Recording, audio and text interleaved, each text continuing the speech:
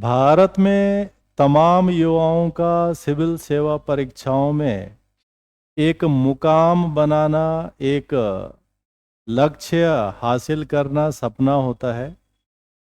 और हर एक वर्ष, प्रत्येक वर्ष हजारों लाखों युवा भारत में सिविल सेवाओं के लिए तैयारी करते हैं। हर बार एक नई यात्रा है, हर बार एक नया मुकाम है। सभी के पास अनंत संभावनाएं हैं, सभी के पास अनंत अवसर है। ऐसे सोच और धारणा के साथ प्रत्येक वर्ष तमाम युवा इस परीक्षा के लिए तैयारी करते हैं। और तैयारी करने से पहले इस परीक्षा की गहराई, इस परीक्षा के लिए आवश्यक संसाधन, इस परीक्षा के लिए अपनाए जाने वाले आयाम और निरंतर अवलोकन करने की जो आवश्यकता होती है, उसी विषय पर आज हम चर्चा कर रहे हैं, ताकि तमाम नवयुवक जो इस परीक्षा के लिए जो है अपने सपनों के रूप में जो है निर्धारित कर चुके हैं, लक्ष्य बना चुके हैं और इसे हासिल करना चाहते हैं, ऐसे तमाम युवा आरंभ करने से पहले अपनी एक रणनीति बना सकते हैं, योजना बना सकते हैं। और उस योजना में जब विविध प्रकार के संसाधनों का, विविध प्रकार के आवश्यकता वाली तकनीकों की जो है जो जरूरत बीच में पड़ती है, उसका विश्लेषण पूर्व में कर लिया जाए तो फिर तैयारी ज़्यादा कारगर हो सकती है और परीक्षा अधिक से अधिक रिजल्ट ओरिएंटेड बन सकती है। तो ये सबसे प्रतिष्ठित जो परीक्षा है भारत की, इस सबसे प्रतिष्ठित परीक्षा के लिए तमाम नए तैयारी करने वाले युवाओं को किन चीज़ों को ध्यान में रखने की आवश्यकता है, और जो युवा तैयारी कर भी रहे हैं उन्हें बार बार अपने आप को तरोताज़ा, बार बार अपने आप को फिर से नई ऊर्जा के साथ में स्थापित करना होता है, ताकि वो अपने सपने को पूरा करें। और ऐसे सपने को पूरा करने के लिए अनंत बार जो है प्रयास करना पड़ता है, एफर्ट्स लगाना पड़ता है। तो क्या चीज़ें हैं इसके लिए? How to start UPSC preparation, और हम ये भी कह सकते हैं प्रिपरेशन फ्रॉम जीरो, शून्य से शिखर तक। तो इस प्रिपरेशन को करने से के लिए कुछ ऐसी धारणाएं विद्यार्थी के मन में होनी चाहिए ताकि वो अपने सपने को पाल सकें, ताकि वो अपने सपने को रोज जो है तैयार कर सकें, और ताकि वो अपने सपने को एक निश्चित लक्ष्य तक पहुंचा सकें। बिल्कुल वैसा ही जैसे माँ के गर्भ में एक भ्रूण होता है और जो है वो भ्रूण लगातार जो है बड़ा होता है, जिसके लिए माता उसका निरंतर जो है उसके बेहतरी के लिए, उसके मजबूती के लिए, उसके बेहतर ढंग से जन्म लेने के लिए प्रयास करती है। और उसके जन्म लेने के बाद भी अगले कई महीनों तक, कई वर्षों तक उसे बेहतर संस्कारों के साथ में, बेहतर स्वास्थ्य सुविधाओं के साथ में, बेहतर शिक्षा के माध्यम से एक बेहतरीन नागरिक के रूप में स्थापित करती है। ऐसा ही सिविल सेवा वाला क्षेत्र है, और तमाम युवाओं को इस परीक्षा की तैयारी भी बिल्कुल वैसे ही करनी होती है। बिल्कुल उसी तरह से जैसे एक सैनिक अपनी सीमा की सुरक्षा हर प्रकार के तौर तरीके से करता है और सफल होता है कि ताकि वो अपनी सीमा को सुरक्षित रख सके। ये प्रतियोगी परीक्षा भी लगभग इसी प्रकार की है, जहां पर विद्यार्थी को इस प्रकार की धारणा के साथ में तैयारी आगे बढ़ानी होती है। तो हम कह सकते हैं कि what then it required, initially फिर क्या जरूरत है? तो सबसे पहले सीरियसनेस, अर्थात जब भी कोई लक्ष्य, और ये बड़ा लक्ष्य विद्यार्थी अपने लिए स्थापित कर रहे हैं, तो उनके अंदर निश्चित रूप से एक सीरियसनेस जो है होनी चाहिए। ये सीरियसनेस कहाँ से आएगी? जब हम इस परीक्षा के लिए एक एम निर्धारित करके तैयारी करें। हम इस परीक्षा को अपना एक सपना माने, ड्रीम माने, और हम इसे अपना एक सबसे बेहतरीन करियर के रूप में चुने। अगर हम इन चीजों को लेकर के तैयारी कर रहे हैं और तमाम युवा अगर इस तरह की धारणा के साथ, सोच के साथ तैयारी करते हैं, तो एक नेचुरली जो है सीरियसनेस विद्यार्थी के अंदर आनी है और वो अपने लक्ष्य, अपने करियर, अपने ड्रीम को सबसे प्राथमिकता के साथ में जो आगे बढ़ाएगा।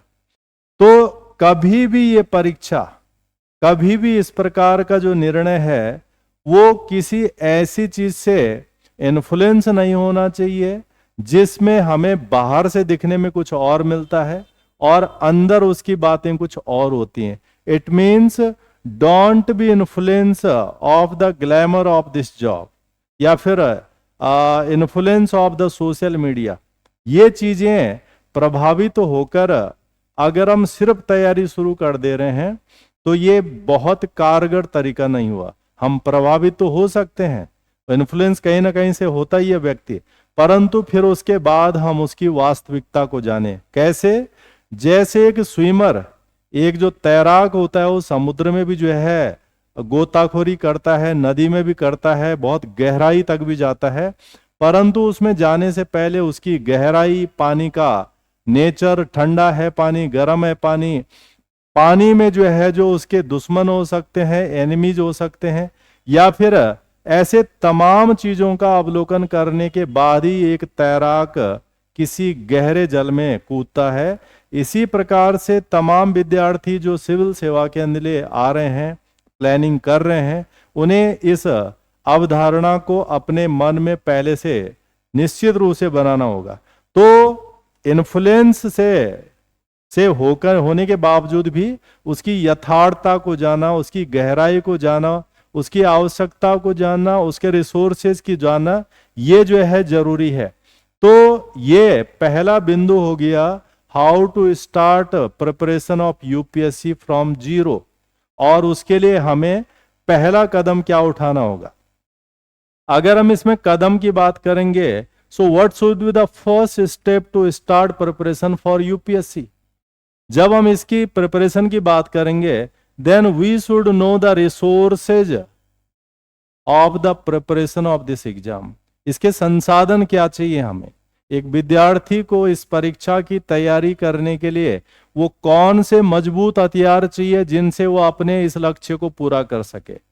उन हथियारों की तैयारी कैसे होगी? ये जो महत्वपूर्ण ज्ञान के जो शस्त्र हैं, इनका उपयोग कैसे होगा? तो इसके अंदर जब हम रीडिंग और राइटिंग की बात करेंगे कि हमें पढ़ना क्या है, हमें लिखना क्या है, और हमें किन किन सोर्सेस पे जाकर के ये चीजें करनी है, रीडिंग और राइटिंग पार्ट, तो इनको हम रिसोर्स मैनेजमेंट के रूप में भी समझ सकते हैं। और जैसे इसके अंदर हम कई सारे सिद्धांतों को पढ़ते हैं कि scientific management of the resource management, यानी जो संसाधन है उनका वैज्ञानिक ढंग से अगर प्रबंधन किया जाता है तो हम अधिकतम उपयोग उन संसाधनों का कर सकते हैं। सो विद्यार्थी को क्या करना चाहिए?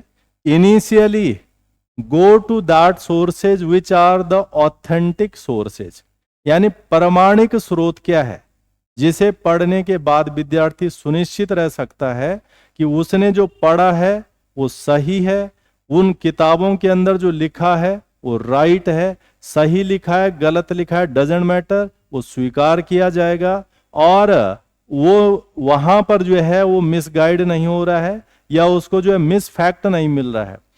तो एनसीईआरटी की किताबें, जिसे जो है भारत सरकार का पब्लिकेशन डिवीजन प्रकाशित करता है, और एनसीईआरटी जो है भारत सरकार के एक अंग के द्वारा जो है इनका प्रकाशन किया जाता है, तो हम ये मान सकते हैं कि ये जो स्रोत हैं ये प्रमाणिक हैं और इनके अंदर जो कुछ भी लिखा हुआ है बहुत प्रैक्टिकल है, व्यवहारिक है, और बाद में जो है हमें इनको पढ़ के किसी प्रकार का नुकसान नहीं होने वाला है।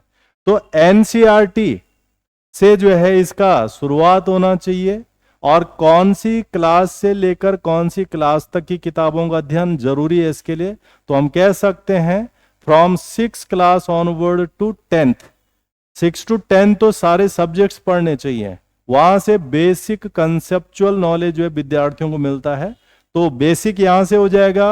उसके बाद जो है जो एनसीईआरटी है उसमें कुछ पर्टिकुलर सब्जेक्ट्स देखे जा सकते हैं 11th और 12th सेगमेंट के, और यहीं से विद्यार्थी राइटिंग वर्क भी शुरू कर सकता है। और इनिशियली पहले हम एनसीईआरटी के क्वेश्चनों का इस्तेमाल कर सकते हैं, how to write after reading the whole topic और पर्टिकुलर एस्पेक्ट्स। तो यहां से हमें लिखने का भी जो है एक तजुर्बा शुरू हो जाता है, तो विद्यार्थियों को इसको यहां से शुरू करना चाहिए।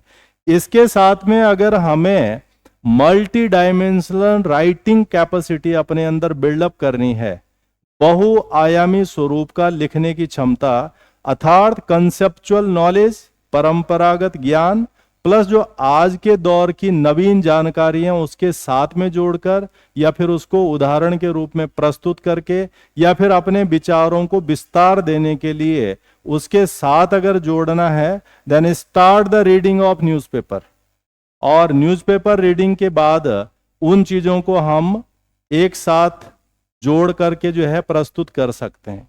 तो यहां से जो है राइटिंग अप्रोच जो है डेवलप्ड होनी शुरू हो जाएगी, और ट्रेडिशनल या कंसेप्चुअल नॉलेज के साथ में करंट अफेयर्स की जानकारी जुड़नी शुरू हो जाएगी। तो यहां से ये पहला इंपॉर्टेंट स्टेप्स हो जाएगा यूपीएससी एस्पिरेंट्स के लिए, जो अभी 0 से इसको शुरू करना चाहते हैं।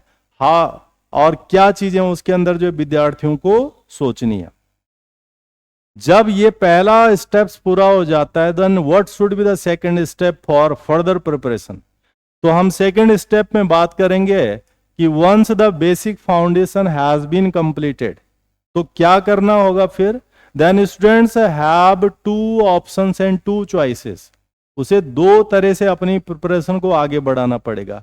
पहला पार्ट क्या हो जाएगा, इधर go through with self study, वो तो हर हाल में होनी है, चाहे खुद से भी करो या फिर किसी मेंटरशिप के अंदर भी करो।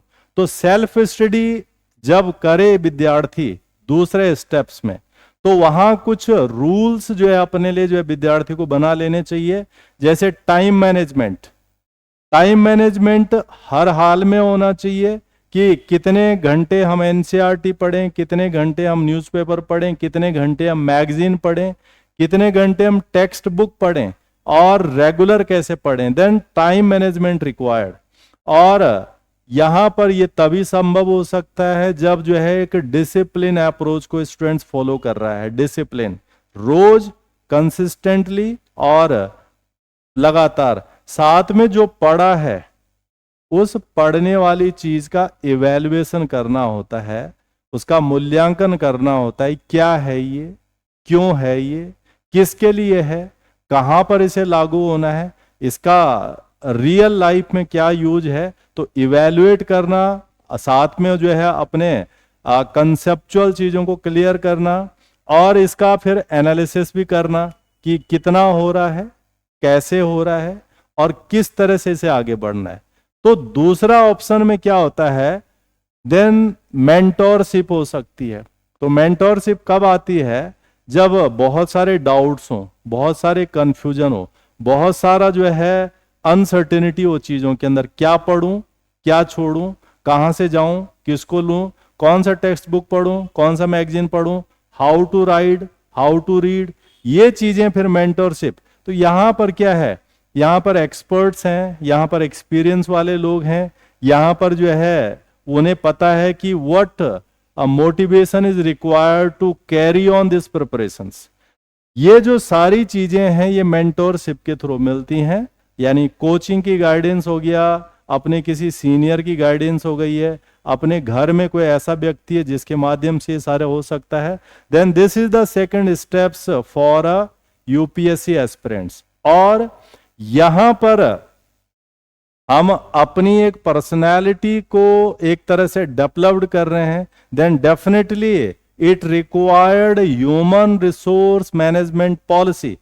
मानव संसाधन का प्रबंधन कैसे करना है, अर्थात हम चाहे अपने को जो है एक ह्यूमन रिसोर्स के रूप में लेकर के उसे बेहतर बनाएं या फिर किसी और को।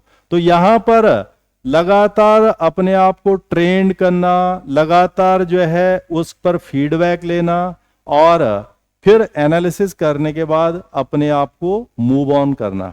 और ये सेकंड मेजर स्टेप्स है यूपीएससी एस्पिरेंट्स के लिए। थर्ड स्टेप्स, जब हम सेकंड स्टेप्स पार कर जाएंगे तो थर्ड स्टेप्स क्या है, कंसिस्टेंसी, नियमित रूप से इसे लंबे समय तक तैयारी करना, जो सबके लिए संभव नहीं है। और ये इसमें क्या चाहिए, everything should be in daily routine, रोज करने की आदत, हर महीने करने की आदत, लगातार करने की आदत। तो ये जो कंसिस्टेंसी है ये बहुत बड़ा फैक्टर है और हर कंसिस्टेंसी से बड़े अचीवमेंट्स हासिल होते हैं। इंडिया प्लान कर रहे हैं कि by 2047 India will be a developed nation. Then what it required, consistency, regular hard work, regular growth. तो यहां पर जैसे ये भारत को विकसित भारत बनना है, भारत 4th लार्जेस्ट इकोनॉमी बना है तो ऐसे नहीं बना है, पिछले इतने साल लग गए हैं। अमेरिका सुपर पावर बना है तो ऐसे नहीं बना है। और इसका कंपैरेटिवली देखेंगे, पाकिस्तान भी भारत के साथ फ्री हुआ था तो उसकी हालत क्या हो रखी है और लगातार स्थिति क्या है उसकी। इसका मतलब ये हुआ कि कंसिस्टेंसी अगर किसी भी चीज के अंदर नहीं है तो फिर उसमें जो है ग्रोथ आना संभव नहीं है। यूपीएससी जैसे एग्जाम्स को अगर क्वालिफाई करना है, अपना जो करियर वहां निश्चित रूप से सफल बनाना है, तो ये 3 मेजर स्टेप्स यूपीएससी एस्पिरेंट्स को उठाने होंगे और तब जाके वो कर सकता है। तो इस फेज में जब आप कंसिस्टेंसी के साथ में चीजें कर रहे होंगे तो कैंडिडेट्स को एनसीईआरटी बेस के लिए, स्टैंडर्ड बुक उसको मैनेज करने के लिए और न्यूज़पेपर उसे reliable, authentic and perfect answer बनाने के लिए जो है तीनों को जोड़ के करना होगा। और इस तरह से प्रिपरेशन जो है बेहतर हो जाएगी और एक बेहतर टाइम लगा करके एक बेहतरीन रिजल्ट्स, एक बेहतरीन करियर निश्चित किया जा सकता है यूपीएससी प्रिपरेशन में, सिविल सर्विसेज में। और ये तमाम युवाओं को इस रेगुलर फॉर्मेट को अपनाना चाहिए ताकि वो अपने सपने को साकार कर सकें और बुलंदियों को भारत में रहकर छू सकें। तो इसी तरह का हम एक और 2 और इसके अंदर इसी तरह की जो है टिप्स पे बात करेंगे। तब तक के लिए धन्यवाद।